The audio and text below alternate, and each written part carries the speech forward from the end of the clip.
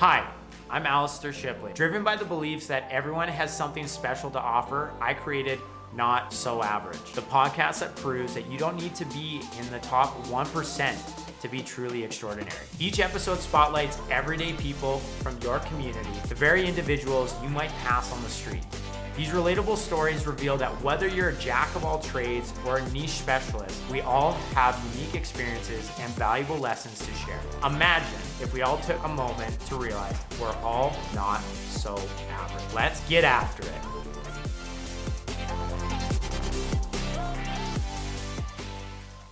Welcome, Not So Average, the podcast, to all our listeners out there. This week, I have a very special guest, my friend, Jennifer Aubin from Adaptability. From my understanding, this is your first podcast, or how many have you done before this? I do them in my kitchen with my daughters all the time, but Perfect. There's no camera. So This is my first. Just all audio. Okay. Yes. Those discussions I'd like to be a fly on the wall for. They're entertaining. Yeah. Absolutely. Yeah. Jen has quite the experience in the Calgary tech scene, from starting her own company to working in other organizations as what we call as entrepreneurial as well as entrepreneurial.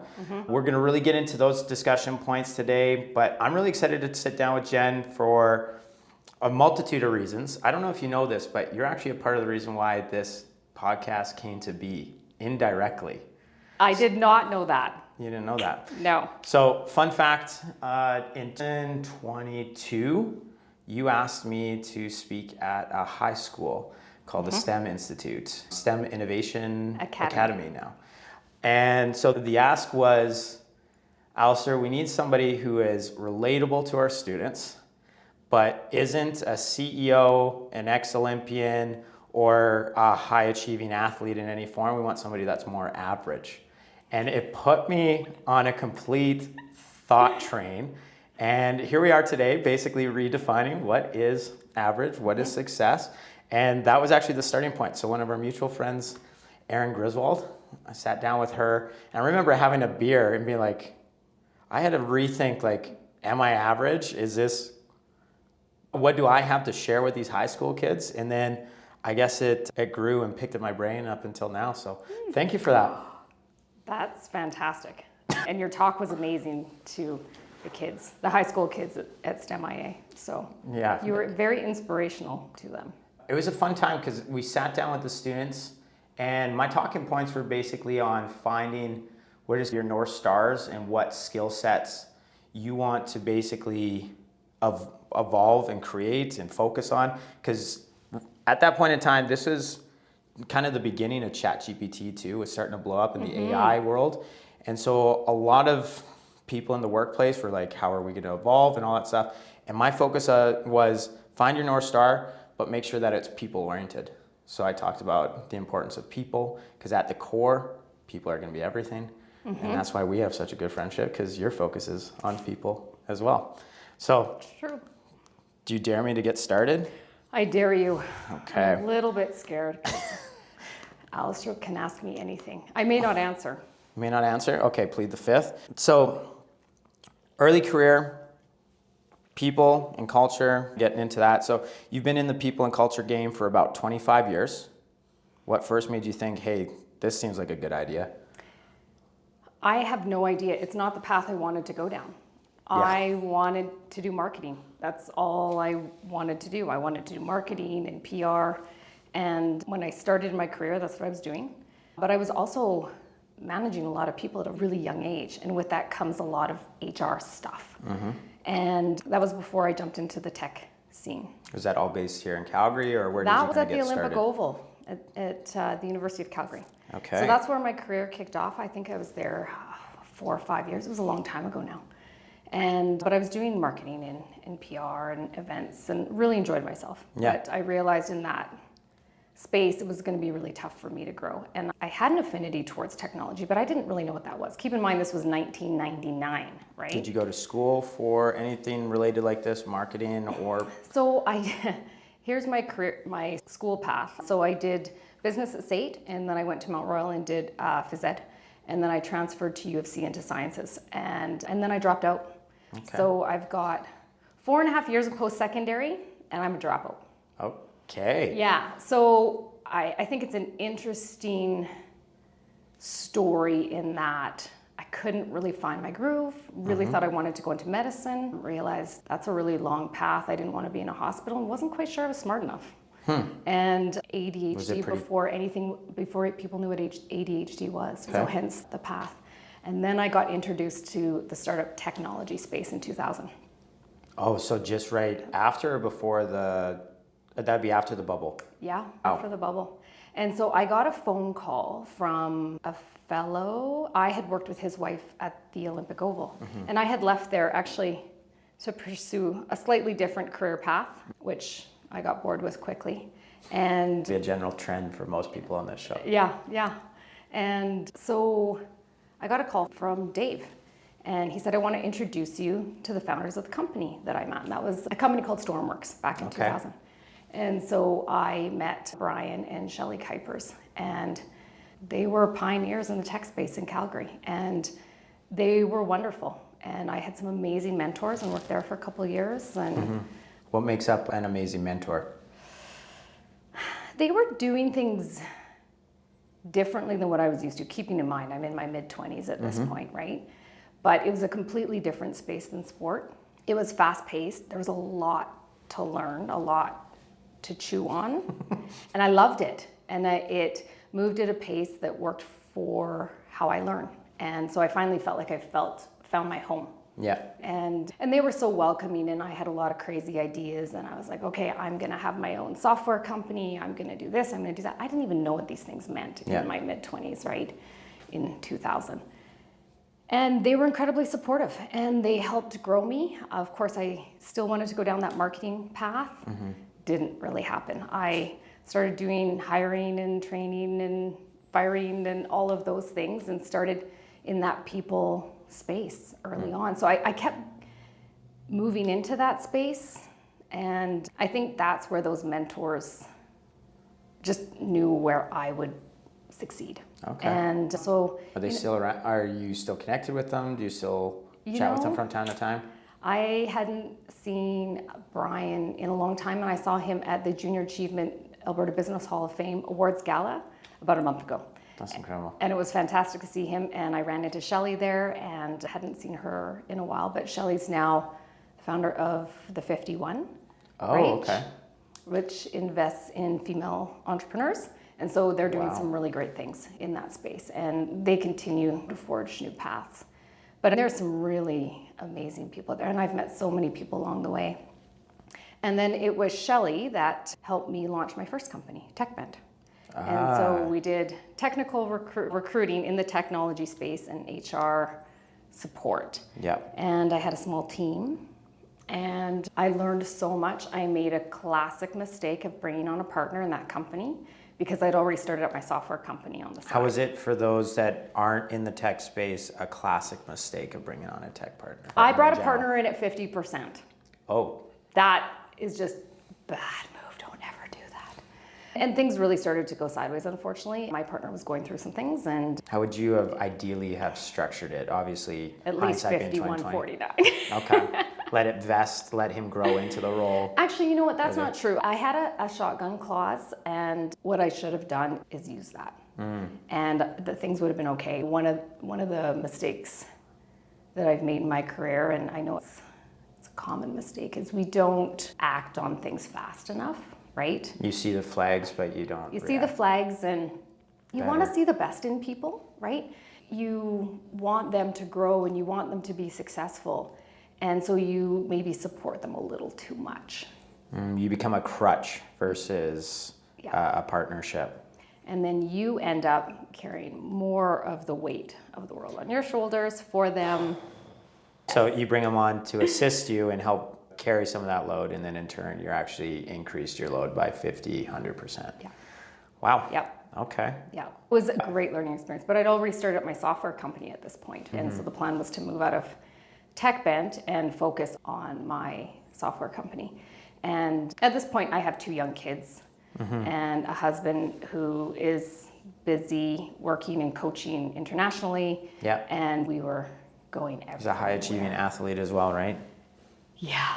Yeah. So it was a busy time. It was a very busy time for us, and burnout was inevitable, but I don't know if this woman even realizes it to this day, but an amazing human, Carrie Houston, who I'd worked with off and on over the Carrie years. Houston is awesome. She is. I haven't talked to her in ages. I know. Maybe I should have her on here at some point. Absolutely, you should have I her should on actually. here. It's been about, it was probably around 2014 that she wanted to hire me for a 3-2-1. Of course. Yeah. Wow. Yep. And how did Carrie Houston get involved or just direct you? I was at the end of my rope with Okay. having the 2 companies, and I had 2 different business partners, and TechBent was still quite busy. When I started, I think I started with 6 or 8 clients when I spun out from Material Insight, and grew it to over 50 clients. So You're a small team. we were busy. Yeah, we were a small team. At the peak, I think we were 6 folks. We were trying to do an acquisition at the time as well, and How was that? That's the world that people like to play in right now. They love the VC world. They love the acquisition world. They want to know about the nitty gritties, the dirty. Why did it fall through? And it's interesting. So with my software company, I had an investor on the line, and he was very interested. And he came with some very hard rules, which is to be expected in that Okay. space, of course. Yeah. But one of them, I believe, is that he was going to push my partner out at the time, and that partner and I were doing really well Okay. together. And I think Not a tech bent. no, This would organize your people. yeah, Okay. yeah. And So the partner you wanted gone, you couldn't get rid of, and the one you wanted was being requested to be removed. yeah, Huh. Perfect. I don't know if he knows that to this day, but that's okay. I haven't seen him in years, but it's all part of it, and it's part of that journey, and you learn a lot from it. So needless to say, I turned down his offer, and we continued to bootstrap, and I was working crazy hours and talking to companies all over the world that wanted to try our software, but this was before HR stuff, HR documents and information was actually in the cloud. So we were a little too early on that, and then That's the problem with that whole curve to be an early adopter and your market's not there yet, but yeah, and then just trying to stick with it. At this point, you're burnt out. And so back to my good friend, Carrie Houston, who I also haven't spoken to in a long time.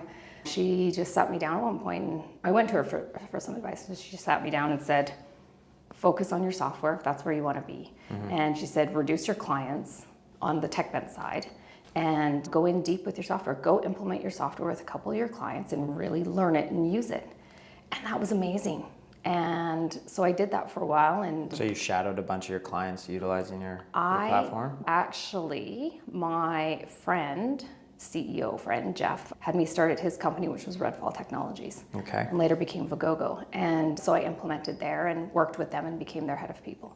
Oh, so you were piloting your product as a full-time employee at this organization or kind of a consultant? Consultant. Okay. Yeah. That's Yeah.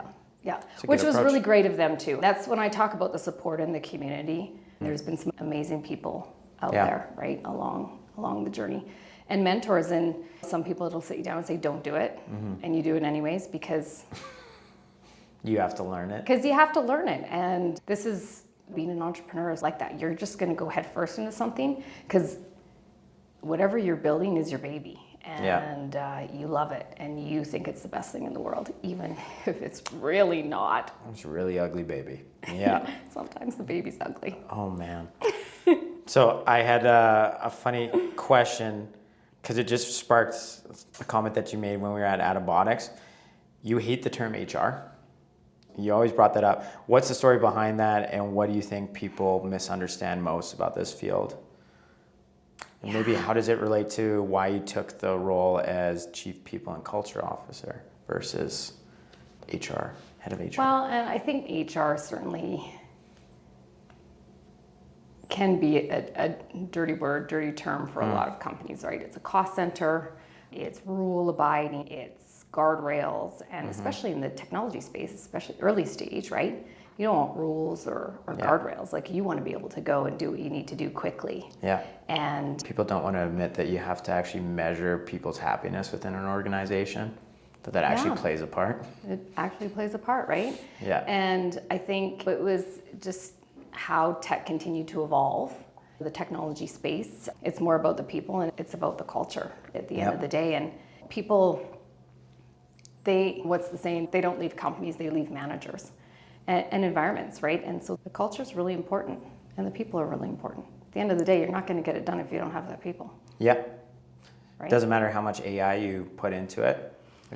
There's going to be a point where somebody's going to want to press 0 and talk to a human, and the business is still going to be operated by humans, at least in my future. I don't know about my grandchildren, but anyways. No, that's great. So obviously your path to getting into, can we say people management? Is that a Sure. Yeah? Sure. It wasn't the straightest line No. which is way more common, and that's the whole reason why this podcast was started, was just highlighting there are few industries or career paths where it's pretty clearly set that you have to hit these parameters. If I want to be an accountant, I have to go to school to do this. I have to do these exams. I got to do my CPA, you name it. Then there's the same thing with the doctors. There's the same thing with the lawyers. There's the same thing with the engineers. You have this clearly outlined direction, and that's fantastic. We definitely need them. Mm-hmm. My family is made up of a lot of engineers, but a lot of people's career paths deviate quite a bit to land where they do. And now you have the hindsight of 25 years experience, right? So if you had to give yourself, your younger self, a little bit of industry advice when you're getting started, what would it have been? If you were a mentor to yourself. Do a business degree. Why? With a minor in computer science. Okay. Why? Are you just saying that so you cut out the science focus that you had in there for a little bit, or? No, I think both. Looking at myself, I wish I understood technology a lot better than I do. I'm a wannabe nerd, but I'm not technical. I know you're the same. And so I think having a stronger technical understanding, I can research everything to death until you're actually in it. Yeah, people can talk nerdy to me, but there comes a point where I'm just like, can't implement what you just said. Exactly. I can understand at a high enough level, but I would like to be a little more technical. Okay. And business is always good, right? It's always good to understand the nuances of business. And I think there's certain programs out there that are better than others. Yeah. Right? Fair. Okay, entrepreneurial leap from your HR SaaS venture. You went from building other people's companies to starting your own HR SaaS venture. What made you take the leap? What made you decide you wanted to be the boss? It's funny, I've thought about this a lot and that path that I took. And so I had made it a goal in my 20s that I was going to own a software company. And that was my goal. You wrote that down and you're just like, I'm going after it. I'm going to do this. Okay. And I picture you having a vision board. You just give me that. No, that's too much work. No, vision board's in here.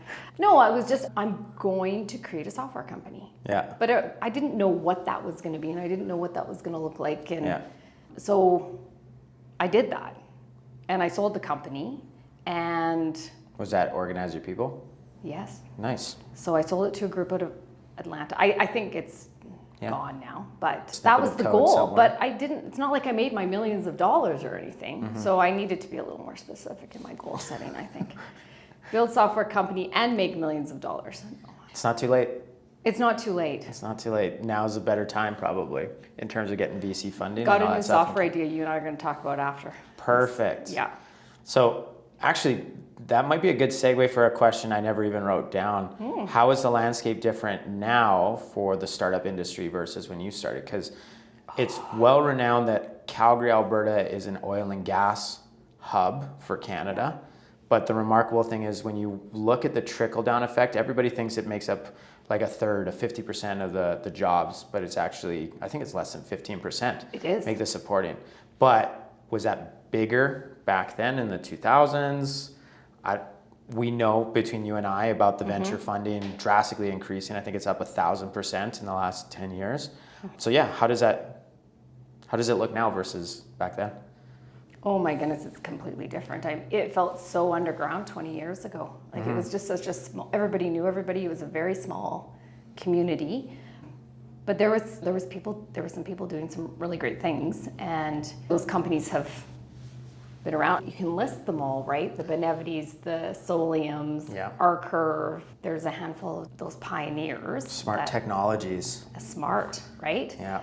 And so everybody knew everybody, and back then it was almost felt like we were just trading people around, right? And there wasn't a ton of talent in the province, and people were just starting to catch on. And it almost, I didn't know anybody else that was in the industry. Like some of my best friends I've met through work now. Yeah. But back then, like everybody that I knew was either in university, Mount Royal or U of C, working there, or oil and gas. But now you go to any of these events and I look around and I'm going, who are these people? Oh, but they know you. There's so many people. That's crazy. So what's been the biggest what the heck am I fucking doing moments in your entrepreneurial journey? Oh my goodness. I say entrepreneurial journey, but I guess it could correlate to like your just work experience. There's been a few. Honestly, the toughest time was when I still had TechBent and I had OIP and I had 2 young kids.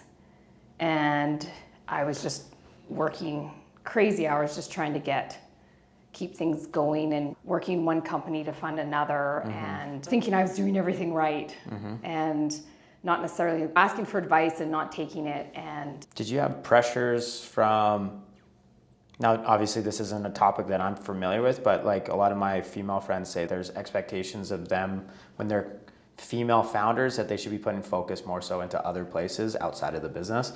Did you experience that? Oh, absolutely. Yeah. Yeah. There was one potential investor I had talked with, and he basically said, "You're a mother, you're a wife, you're a founder. Like you can't do it all, so you have to pick." It was a really weird comment, and coming from a But he probably thought it was going to be supportive or helpful or I'm not insightful. sure. Yeah, and I man. think there was just some really strange comments around that, and even the year that. So OYP was one of the launch or startup Calgary profile companies that year. Out of the 9 of us, I thought I was the only female, and then of course Brianne Everett was there with Orpix at the time, which I think they're doing really well still. I have to look them up. Yes, amazing company, and to have 2 females in the class was certainly not common. And I've heard this before too, where they try and pit the 2 female founders almost against each other. Was that an environment? Because this was actually brought up through somebody that did another incubation program. It was almost like indirectly like you guys are now in competition for one another. Or being the only female founder in this cohort or whatever. But I've also heard like that backfired and then we became really good friends and became powerhouses together, and then they basically became supporting roles for one another. And I don't know if that ever happened. No, I didn't have that experience, thank goodness, because I would have lost horribly against She's Brianne. doing pretty good. But it doesn't surprise me. Women still have an uphill battle. As much as I don't ever want to admit that or say that out loud, because I have 2 daughters and I don't want them thinking it's an uphill battle necessarily. Having met your daughters, I don't think that they think they have an uphill battle. I So think I've done okay? Yeah, they're acting like they have a fully, I don't even know how to put it, but they're fully in belief that they are going to fucking conquer the world. It doesn't matter what it is. And I think you know me. This is how I wanted to raise my daughters, and it's still tough out there. I like to pretend it isn't, and I like to ignore it, but there's still not as many women around the table, especially in the tech space. Yeah. Do you have any opinions or observations as to why you think that is, or? I do. I think there's a few things. So part of the reason I got involved with the STEM Innovation Academy, so I'm on their board of directors. Okay. And a big part of the reason I wanted to get involved with them is STEM education at earlier age. And so what is STEM education? So basically, the STEM Innovation Academy was created by Lisa Davis, who is the founder of the school. And it is a charter school. And you've met Lisa. She is amazing. Powerhouse. Absolute powerhouse. And my good friend is the founding principal there, Carrie Bloom. And I have spent quite a bit of time with these two women, and they're amazing. Lisa's concept of education in STEM and what we need to do is amazing. Yeah. Amazing. Actually, you need to have her on your podcast. I was thinking that, and Yeah. Carrie too. Yeah. And what Lisa has accomplished with this school, and I don't know if you've seen the PAT results that just came out, Lisa's pushed them out through LinkedIn, but for a school that's only 3 years old, it's amazing. And of course, trying to focus on females. They have a 42 all-female first robotics team at STEM. Jeez, Yeah. 42 females. like Students. in competition. Wow. Yes. That was such a cool school. It's huge. So I think if we can, and it is getting better. The numbers are getting better, right? I've got lots of friends whose daughters are doing sciences at school now, in university. And I think that's great. My own daughter's doing economics. There's not as many females in economics either. Yeah. If we can continue to show them it's a good path and where they need to be, I think we'll see those numbers increase. I think part of what happens with women is you finish school, if you go to school, or if you drop out, you start building your career, and then maybe you have a family. And then it gets a lot harder to jump in and build something, right? And you have to have the right partner. My husband has been incredibly supportive of all of my harebrained schemes. Oh. Cal is also the most level-headed individual. I wish I could take a little bit of that. Every time I hang out with him, I was like, you are so even keel all the time. Your daughters are in your ear. Generally it's at a social gathering, so something's going on. And he's just, oh yeah, whatever. Yeah, it just rolls with it. Yeah, I got golf tomorrow. Like, Cal, shout out to you. You are fantastic. I wish you were my spirit animal. That's why I had to marry a guy like that. Like, seriously, not a guy like that guy. Cut that part out. But a very grounding individual, right? So to be able to go and do all of these things that I've done, where there's been some really good years and some really bad years, and be able to grow with it. And then the other thing I think for women is, you can cut this part out too, is as women get older, we go through a shitty time hormonally. You want me to cut this out, but this is good. Up to you if you want to put it in. Yeah. But it's just more and more science coming out about women going through perimenopause and what that means for women in their mid 40s to mid 50s, right? And it's a crazy time, and the research is just coming out now. I just saw something that there was a female doctor was doing some research on perimenopause, and she had found a bunch of research on menopause, but she couldn't find a single research paper on perimenopause. I'm not familiar with the differences, and that's probably we can. So I've done a bit of a deeper dive, given my age and stage of life, and with my girlfriends and whatnot, and it's a crazy time. And there's more science is coming out as the younger generations go through it. I think it'll be a little bit easier. But again, there's more support needed, and the older your kids get, I had one CEO, one of my past CEOs, say to me, "Bigger kids, bigger problems." So you're dealing with the home life stuff as well on steroids sometimes, and it's a lot. So you need to have the right support system. You need to have good friends around you. Yeah, whole bunch of stuff. I'm gonna have to go and research afterwards to be more understanding and just aware. So you and I worked together at Adaptability during a pretty wild growth years. This, I would say, is probably a key career milestone for myself. What's one of the things that you're proud of from that time, and one thing that you never want to relive? Oh, wow. There's so much. So backstory on Adaptability. So this is public. They have raised over $250 million through government programs as well as investors. And so in a city like Calgary that was previously oil and gas based, and it was a budding entrepreneurial ecosystem, they got a lot of notoriety very quickly and were very recognized in Calgary. You walked around, you said you worked at Adaptability. Somebody's grandmother saw Adaptability on the news and knew about you.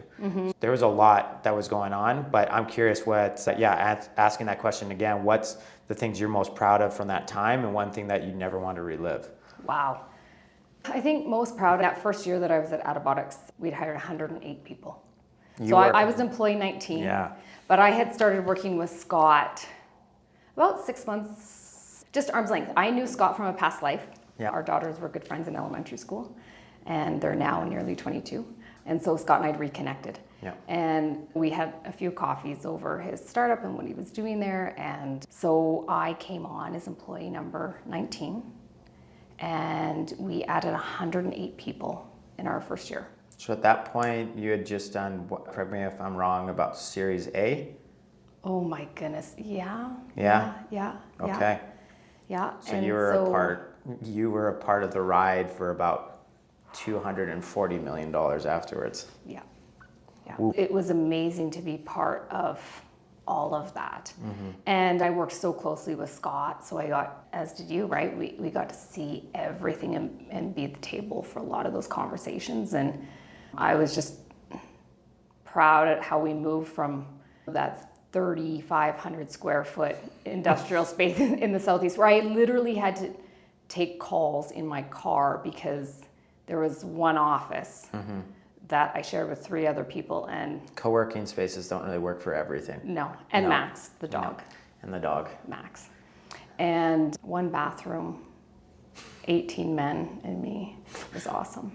Yeah, good times. I was really proud at how quickly and effectively we hired. And not only that, like our retention in the first 3-4 years was under 5%. Yeah. It was amazing. We grew really fast. And of course, with that comes growing pains. And then on the other side, the regrets. And this is with any company, and one piece of advice I give to everyone, including continually to myself, is hire slow, fire fast. And hiring 108 people in 1 year is not super slow. But anyways, especially for key roles, I think you want to, goes back to the conversation we were having earlier, you want to see the best in people. You do see the best in people. And you think you're all aligned and you think you're on the same page. And you're not at the end of the day. And things start to come out and you grow so fast you can't keep up. And then you start seeing the holes in it. And alignment is critical. And when you don't have alignment, it's a problem. And people need to communicate and they need to work together, be on the same page. If you're not, it's just not going to work out. It just isn't at the end of the day. So a lot of business founders right now are making the arguments that part of the reason why communication isn't as effective is because of this whole hybrid workplace or remote first workplaces. What's your views on that? Because Adabotics I'd consider it hybrid 35%. It's like 60% of the office or more was there in person, but then there was a key grouping of people that were gone. But do you find that communication can be improved upon even if you're remote or in person or? Honestly, I think it's all about relationship building. Okay. And I think... Whose responsibility is that? I think it's both. I mean, it definitely needs to come from the top for sure, but I think it's on both sides. Yeah. And I think, if you're just there to do a job and you're not super invested, which is fine too. There's lots of companies like that and lots of people like that. It doesn't need to be your life. Of course, in the startup world, they want you to make it your life. Yeah, and it often does. And it often does. And I know I will always be that person that will be hyper involved, right or wrong, to my own detriment sometimes. But I think it has to come from both sides, and you have to communicate, you have to ask questions, and you have to seek answers. And if you don't get the answers, push to get the answers. If you don't understand, ask. You have to have the environment that makes it acceptable to ask the questions, even if you believe they're stupid.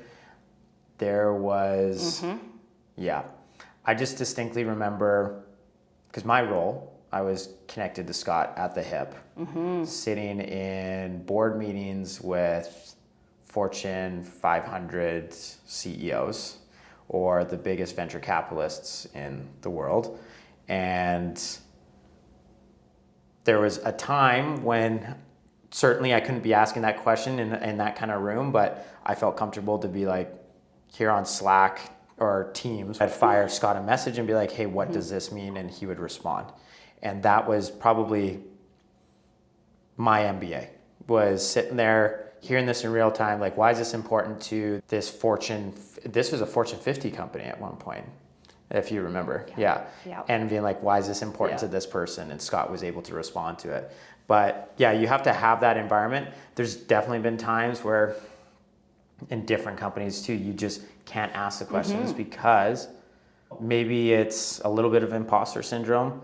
You feel like you should be a lot smarter in this position, so therefore you don't feel safe to ask the question. But then there's also environments where you have tyrants that they'll cut you at the knees and be like, that's a fucking stupid question. And I've had plenty of employers that are the latter. Oh, absolutely. I've had a couple of bosses in the past that, oh my goodness, scarred to this day. But you know what? Those were my biggest learning moments too. And one, learning who I want to work for, or who I want to work with, or what kind of leader I want to be, and making sure that it's a safe environment to be able to ask those questions. And yeah, sometimes they're dumb questions, but if you don't know, you don't know. But it's a reframe too. Is often if you think it's a dumb question, or if you think it's a question worth asking, there's generally, if it's in a big enough group, there's somebody else that's wondering the same thing. So I've had to learn that too on this podcast. Is I'm definitely not going to know everything. That's the whole idea why I bring people on here. But asking like, what does this abbreviation mean? What does this mean?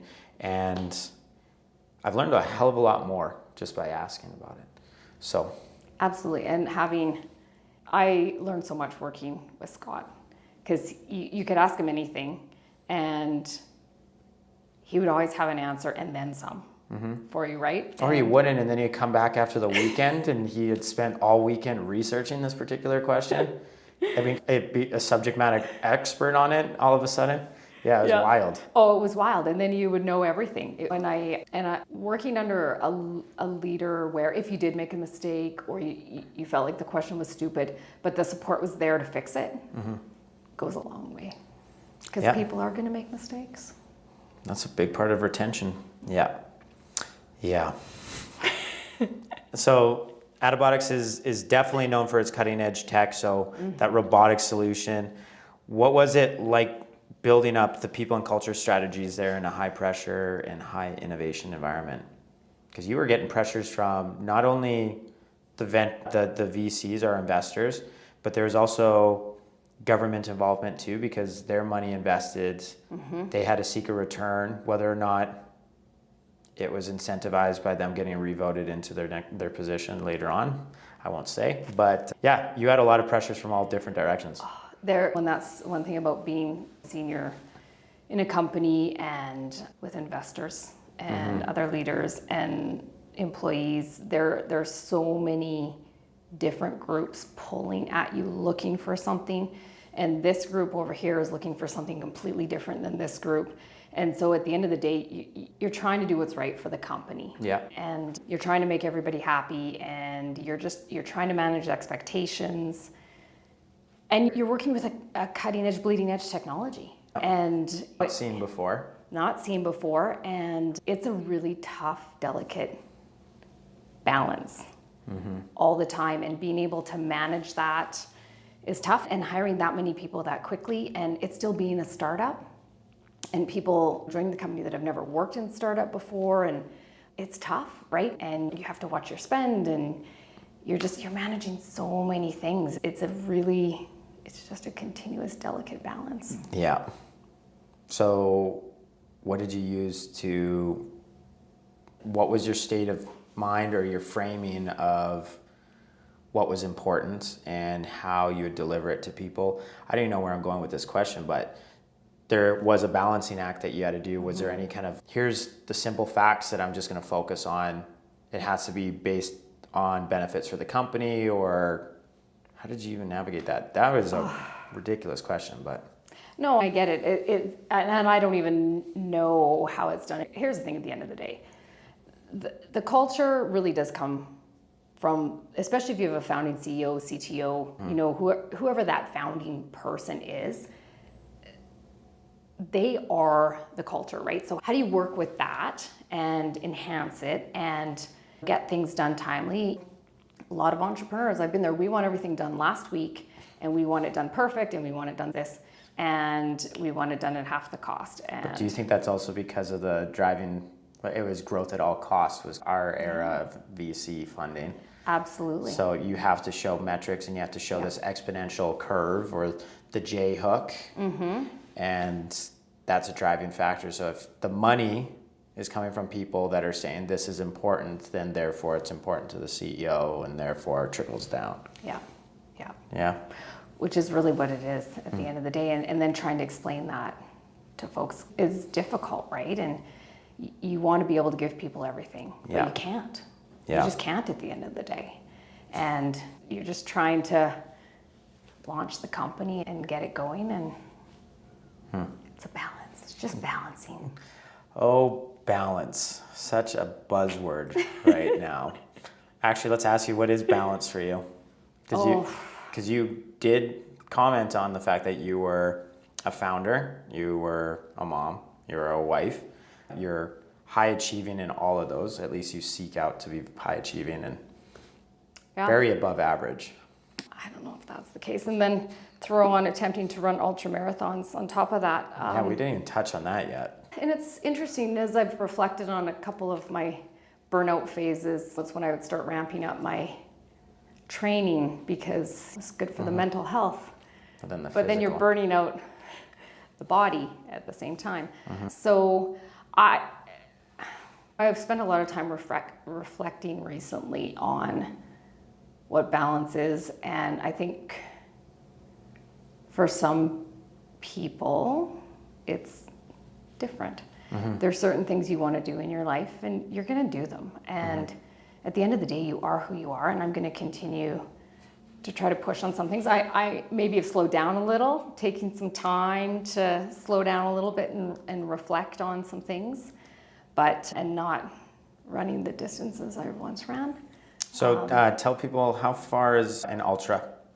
An ultra is anything longer than a marathon.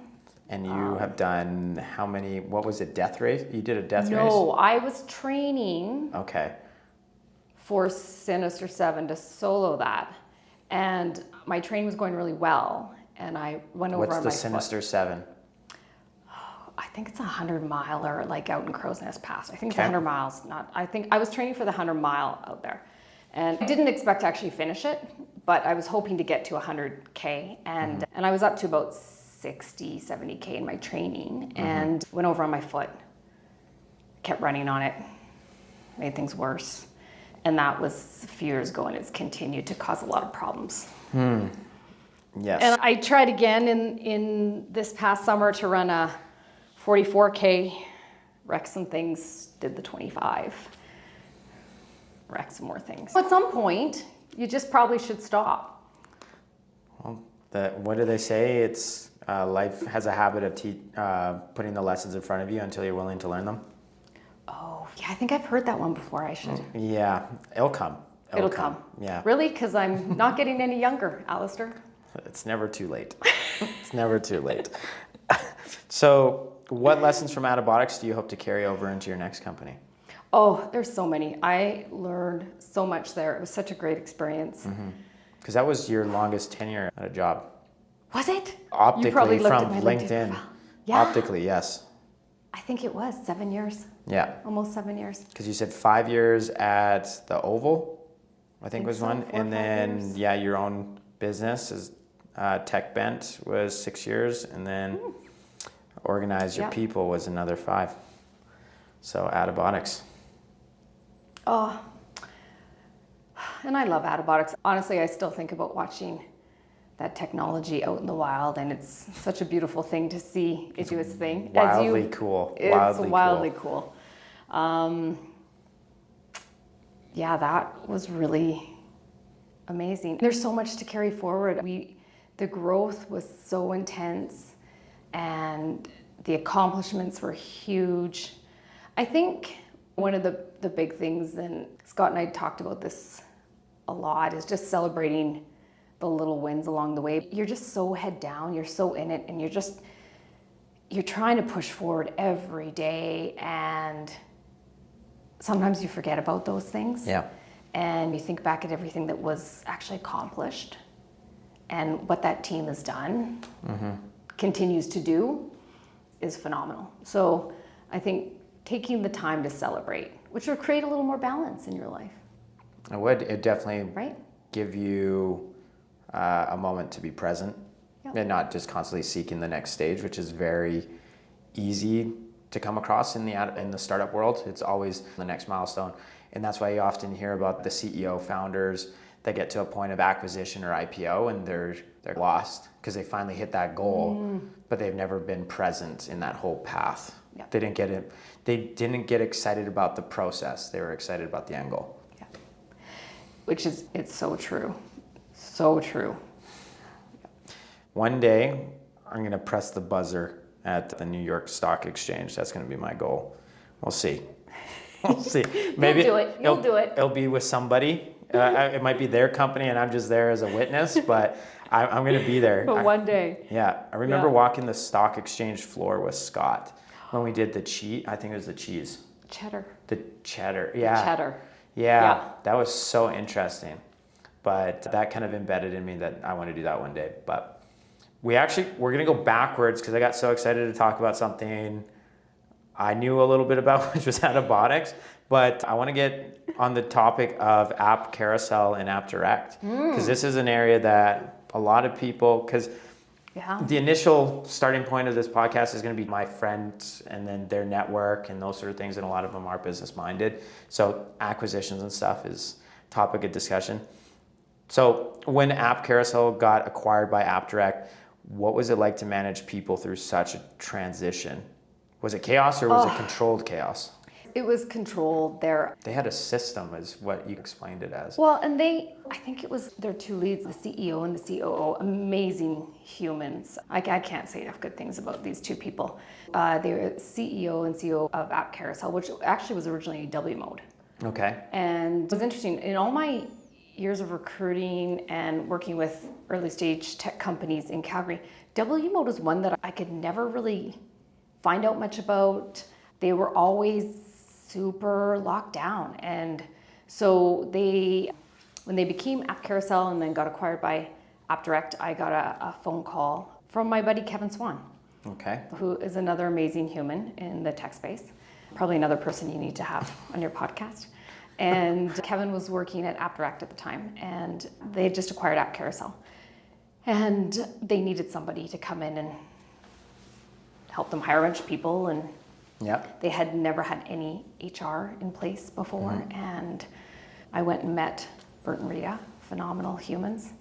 And I'm pretty sure it was mutual love at first sight. And so I don't know if they'd say that. Yeah, they would say that to this day. Rita and I are still quite close, and they were fantastic. They had a pretty tightly run ship. Okay. They'd been through their startup stuff, right? So this was more the acquisition piece, but they weren't becoming fully integrated into App Direct at that point. So explain that. So if memory serves, App Direct had acquired about 5 or 6 companies at around that same time, and they weren't necessarily integrating those companies into the App Direct culture at that time. Okay. So we were running separate at that point. And then slowly, I think I was there for 2 years. Towards my leave there, they were really starting to ramp up with App Direct and move into that culture. And I believe that's now, it's all under the same umbrella now. So it was interesting in seeing the shift there. And of course, you're going to lose some people through that, as with any merger acquisition. It doesn't always work out for everybody, because the reality is it does change things. Yeah, there's that trimming of the fat, just being redundant roles, right? There's the different types of acquisition. They're doing it for the IP versus they're doing it for the human capital. So I don't know, was it more IP and the technology infrastructure that they're acquiring? Yeah, and a bit of an acqui-hire in there as well. Okay. They had some amazing talent there. Yeah. And they were, like I said, they were locked down. It was wild. People didn't, like, their attrition rate was so low. Like, they had a really App Carousel. they had a really tight culture. That's wild. That whole space has just been fascinating for me for forever. When I first started at Adabotics, just like reading up on the acquisitions. There was a book that I read this year that in October that absolutely blew my mind. So It's the CEO. He's a multiple-time CEO, Brad Jacobs, and he wrote a book called How to Make a Few $1 billion. And this guy had started, I think it was roughly, now I could be wrong, about 7 companies that were worth over $1 billion. And he started XPO Logistics, which we know from our warehouse robotics days. And then he started a waste management kind of company that was bought by Waste Management. And he started like some oil trading. He started, what was the other one? It was equipment rentals, but like construction equipment. Oh my goodness. United Rentals, I think was it. Okay. And his whole business model was finding underappreciated industries that needed a transformation, and then he gobbled up all the individual players, and he did it through acquisition, and that's how he grew it. And it was such an interesting book because he talked about the importance of basically as the acquirer and adopting different cultures and what that meant for the acquiree. And yeah, I think you should definitely read that because it would be an interesting one. Maybe more of a podcast for when you're walking and healing that ankle, but anyways, looking back, what's one of the things you learned from the acquisition that you still think about today?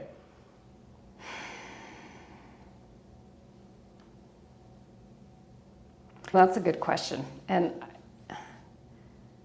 I don't know if this is from my App Carousel App Direct days, but just in general, and people that I've talked to, because I've always been very curious about mergers and acquisitions, and I haven't really been involved in them, but I really want to be because I'm.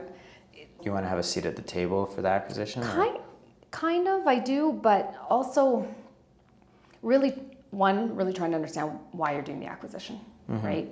And 2, how can you streamline it? Any of my friends that I've talked to that have been through it, mostly messy. oil and gas companies, it sounds awful and it's years in the making. And there was a little bit of that at App Direct, but I think that team did a good job, right? Like they had put some systems in place and they took their time. And I think that was part of it, that it ended up being, in my mind, relatively successful.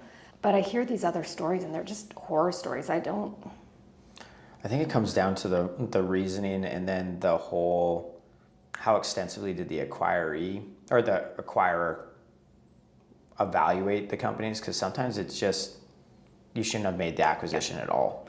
No. And who was it? No. Was it the acquisition of AOL from, was it Time Warner? Brad Jacobs talks about it in his book. It was one of the worst acquisitions in history. It was just before the .com boom or bust, and it was one of the biggest acquisitions in history. It was like $200 and something billion, and it goes down as the worst acquisition of all time, just because they didn't really evaluate the state of the market and where people were going with AOL, and now that's a dinosaur that doesn't really exist. Exactly. And you spent $200 and something billion. Disgusting. I would be sick to my stomach if that was my idea. But I want to flow into a different section because this is something that I've always appreciated about you, about your balancing of life and your own personal goals and stuff like that. You've had such a diverse career, obviously, as you explore what's next. So what we haven't discussed is Jen is at a point of the in-between of exploring what is next. So how do you decide which industries or opportunities are worth kind of your energy in exploring? No, that's a good question because you know that I'm deep in it right now. I parted ways with Adaptability a few months ago and amicably and lovingly. And which is common. It doesn't mean it's a bad thing at all. So let's remove the stigma that it was anybody's fault. Yeah, no, and Scott and I are still really close and it was an amazing experience. And so what's next? So I've been taking the time to do a little self-exploration, be a better human, be more present, be more authentic, all of the things that are here and now in front of us. And it's been a interesting experience, great experience, more time with my husband and my kids and my friends. I've been able to reconnect with friends that I'd lost touch with. I'd lost touch with a friend of mine. He's a CTO, VP engineering. We went for lunch this past week. It had been 9 years since we'd last seen each other. And we used to meet for lunch fairly regularly, reconnecting with some friends and deepening current friendships. And I've got a handful of really close, amazing humans in my life that have been there to support and guide me through this shift and trying to figure out what's next. Okay. And not only that, they hold my feet to the fire and they question me, and Alistair's one of them, right? Are you sure, Jen? Is this what you're thinking about? And because I get really excited about new tech. I'm like, oh my God, that's going to be amazing. Let's do this. I've got a couple of software ideas. There you go. That I'm not sure I want to be the entrepreneur again. I don't know. You know what, at the end of the day, what I've realized, what I really love is I love helping founding CEOs do their thing, build their company, get it off the ground, help it move forward, help them figure out who they are. I spent some time building out a CEO people architecture framework. Yeah. I've learned so much over the last 24 years. Yeah. I wanted to highlight your experience, but I didn't want to drop the heavy form saying almost 2.5 decades. Alistair! Wow. It comes to all of us. Eventually it's going to catch me too. Actually, I think I started my career in probably around 95. So. You wanted me to say 3 decades? Okay. No. Anyways. Wow. So these people are holding your feet to the fire. Yeah. And that's helping you evaluate the opportunities. It is. I had a past founding CEO reach out to me a few months ago, and he said, I need you to join. I need you to join the company. You got to come in. And I went, no, but thank you. It's nice to feel wanted. And it was lovely. And I'm having conversations with a few different folks, but there's a lot of exciting stuff out there right now. And I think at the end of the day, I want to work with great people. And I have amazing relationships because of the people that I've worked with. And I think people come and go out of your life for a reason, but the ones that stick are there for a reason. And I just want a little more of that. That's I want awesome. a little more of that. So what does that look like? I'm not sure yet. Still exploring it. I'll continue to talk to people and have conversations. That's a big part of this podcast for me. It's nice to have differing individuals on each week, because then it gives me stuff to go home and research and stay on top of. Plus, it's just a nice way and it's an excuse to have conversations with people that I haven't chatted with in a little while. You and I are a little more frequent than some people. But I guess I can avoid this next question, because it actually sounds like this isn't so much your next phase is going to be a reinvention of yourself. It sounds just like it's a continuation of your story. You're just going to follow it. Oh, I think so. I think so. I think there's a lot of things I'd like to go and learn to do, but I love what I love at the end of the day. So it'll just be a continuation. Okay. Actually, that's a segue question that I want to know. Because you said there's a lot of things that you want to learn. Do you think it's beneficial to focus on things that you're not good at, or highlighting an expert in what you are good at? I love this question. That whole, what are your strengths and weaknesses? Bullshit. Oh yeah, I'm sure there's a lot of people asking about that for hiring practices. Yeah, and you know how I feel about this question. And I think we all have weaknesses. That's really, we all do. I don't care who you are. You've got a weakness somewhere. I think being aware of it is great. I think trying to make it a strength. Not the best use of your time. Not the best use of your time. We all have something to offer, and let's focus on what we're really good at and enhance that. That's great. That is great. Okay. How are you balancing right now your ambition with your self-care?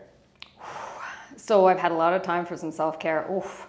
You needed it. Not like in a bad way, but like you've been going hard for, we're not going to say it. How long you've been going hard for? And that it was interesting because I reflected back, and even when I had my kids, I didn't take my full mat leave after I had my first daughter.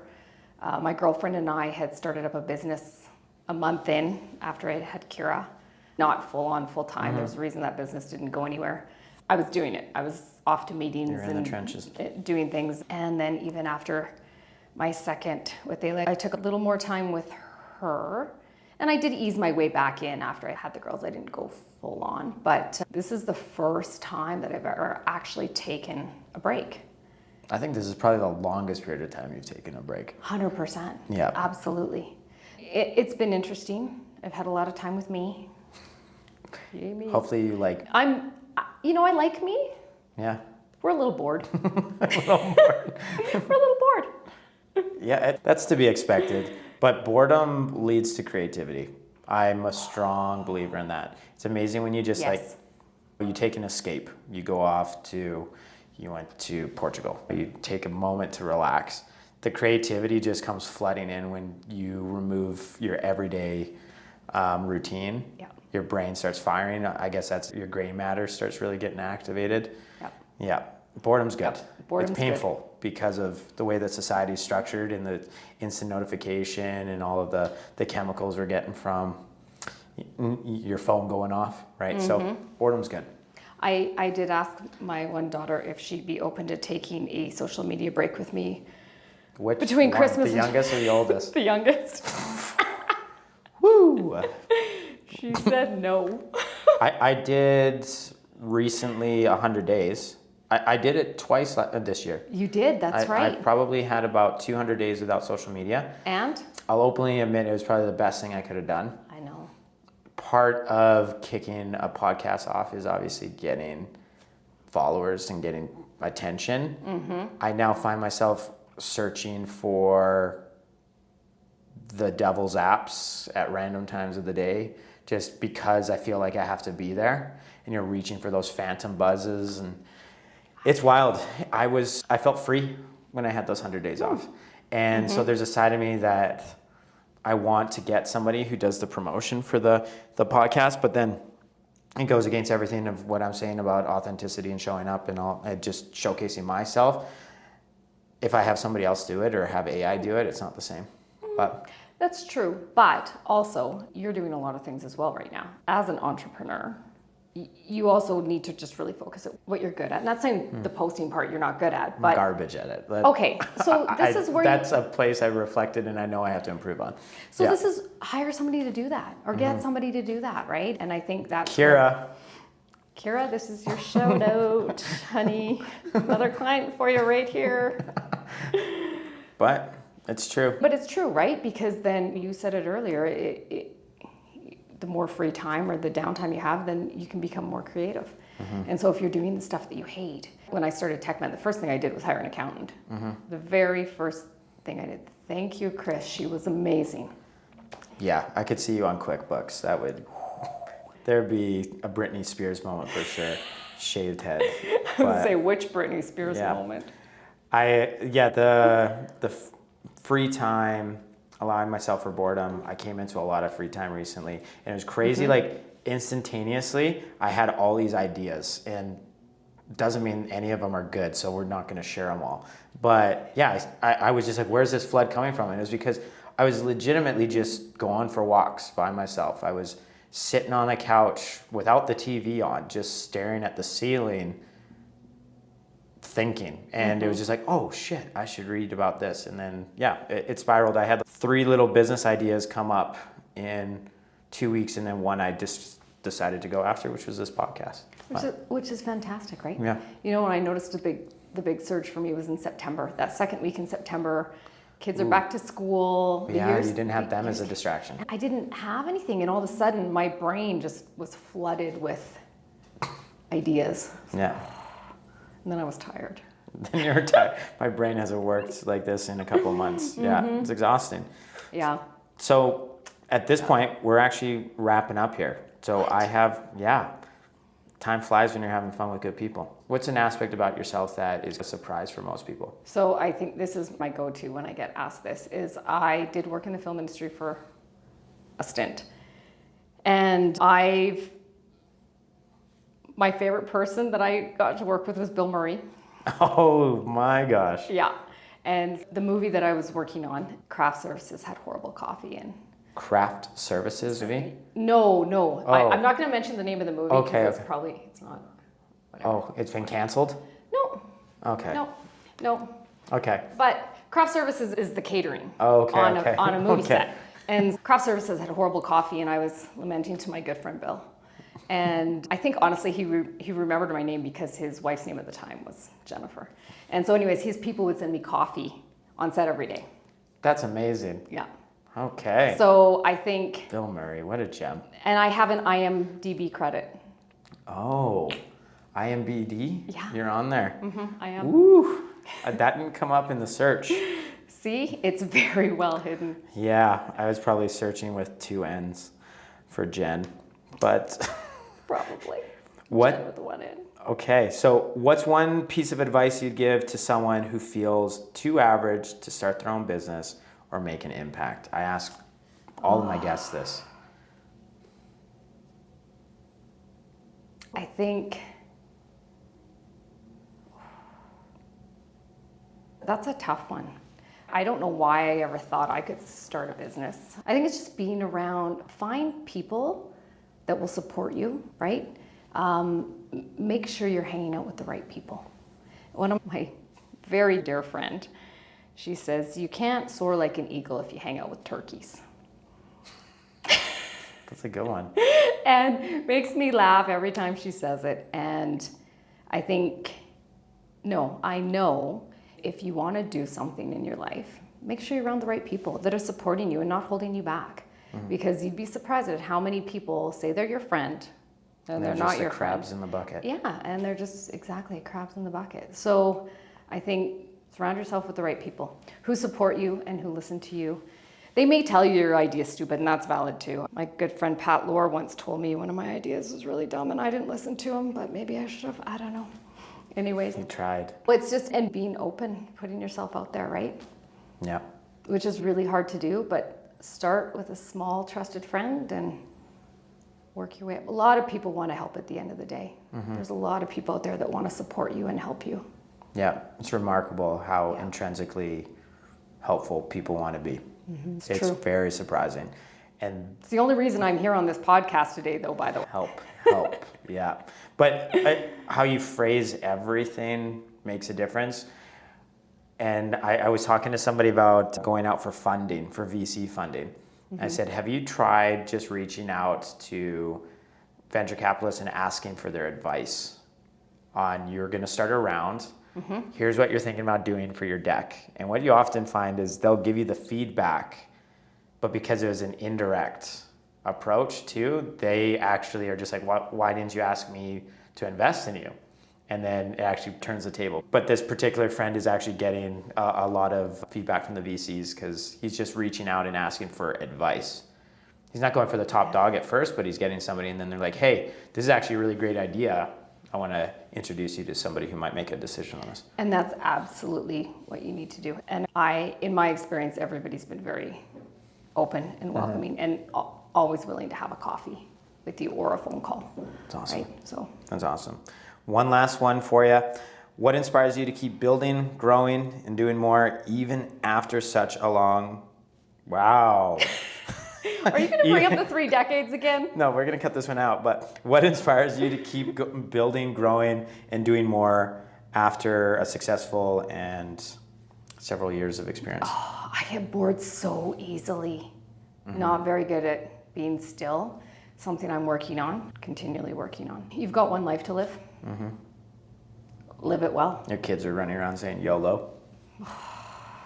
Seriously. Actually, I'm the Urban millennial. Dictionary is my best friend. Okay. That's how I understand what they're saying to me. And then when I use their language back at them, they get really annoyed. I think I want to stay as youthful as I can and Stay busy. Stay busy, stay active, keep your body going, keep your mind going. Be in the present, be authentic, be relevant. And I think that's a good point to end on. So, Jen, I want to thank you for being such a great friend, jumping on this. You joke around that I'm the midway point between your kids and you, so I'm the buffer. But I've always appreciated the friendship. I've always appreciated the support. So I'm going to plug you in the show notes. So if anybody wants to reach out to you for potential jobs or anything like that, but they're looking at hiring. But everybody, this will be the final podcast for 2024. We're going to tune back in 2025 with new guests, but be sure to share this, put it out on Facebook, Instagram, TikTok, you name it. We need your support, so let's get after it.